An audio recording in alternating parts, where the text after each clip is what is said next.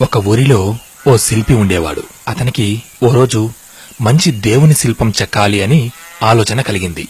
ఇక విగ్రహానికి కావలసిన మంచి ఆకారం కలిగిన రాయిని వెదుకుతూ దగ్గర్లోనే ఉన్న ఒక అడవిలోకి వెళ్ళాడు. అలా నడుస్తూ ఉన్నాడు.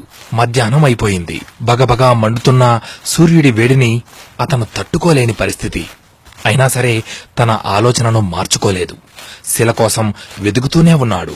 ఇంతలోనే ఓహ్, ఈ శిల ఆకారం బాగుంది, దీన్ని చెక్కితే అద్భుతమైన దేవుని ప్రతిమ అవుతుంది అని అనుకుంటూ అవధులు లేని ఆనందంతో ఆ శిల వద్దకు చేరుకుని, ఓ శిల, నీవు నాకు అనుమతిస్తే నిన్ను ఒక అందమైన దేవుని విగ్రహంగా చెక్కుతాను. అప్పుడు నువ్వు దైవం రూపంలో అందరి చేత పూజలందుకుంటావు. నీ కీర్తి ప్రతిష్టలు కూడా పెరుగుతాయి. నీ జీవితమే మారిపోతుందనుకో అన్నాడు. అతని మాటలకు ఆశ్చర్యపోయిన ఆ రాయి, ఏంటి, నన్ను విగ్రహంగా మార్చేస్తావా? నేను ఎందుకు పనికిరాని రాయిని, ఒక మామూలు రాయిని నన్నెలా దైవంగా మార్చగలవు అని ప్రశ్నించింది.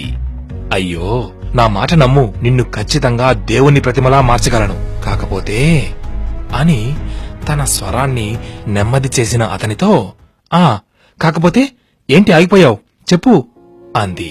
నిన్ను దేవుని ప్రతిమలా మార్చే ప్రయత్నంలో నేను కొట్టే ఉలిదెబ్బలకు నువ్వు తట్టుకోవాలి. అప్పుడు మాత్రమే ఇది సాధ్యమవుతుంది అన్నాడు. దాంతో, ఏంటి, నీ పదునైన ఉలిదెబ్బలను నేను తట్టుకోవాలా?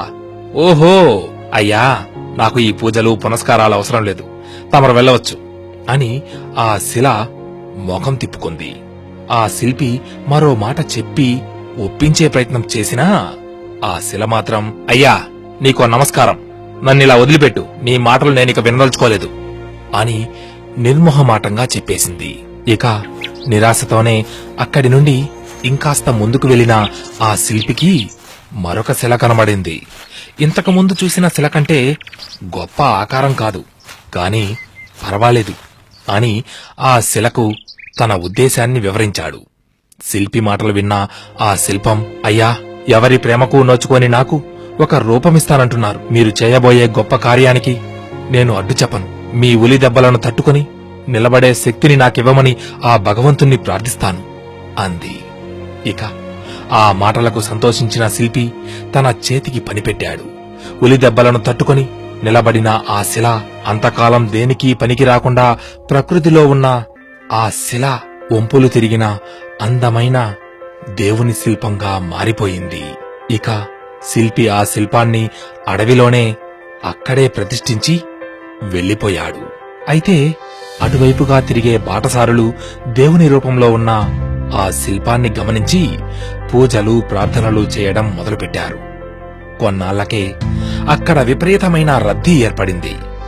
గుడి కూడా నిర్మించేశారు. మరి గుడికి వచ్చిన భక్తులు కొబ్బరికాయలు కొట్టడానికి ఒక రాయి కావలసి వస్తే అక్కడికి కొద్ది దూరంలోనే ఉన్న ఆ రాయిని, అదే ఉలిదెబ్బలకు నే తట్టుకోలేనని జారుకున్న ఆ రాయిని తెచ్చి దాని నెత్తిన నిత్యం కొబ్బరికాయలను కొట్టడం చేశారు. ఉలిదెబ్బలు అనే కష్టాన్ని భరించిన రాయి రోజూ పూజలు అందుకుంటూ ఉంటే అదే దెబ్బలకు కుదరదు అన్న ఆ రాయికి ప్రతిరోజు కొబ్బరికాయల దెబ్బలు తప్పలేదు. ఇలాగే ఈరోజు కష్టమైనా సరే ఓర్పుతో వ్యవహరించి ముందడుగు వేసేవారికి సంతోషం సొంతమవుతుంది.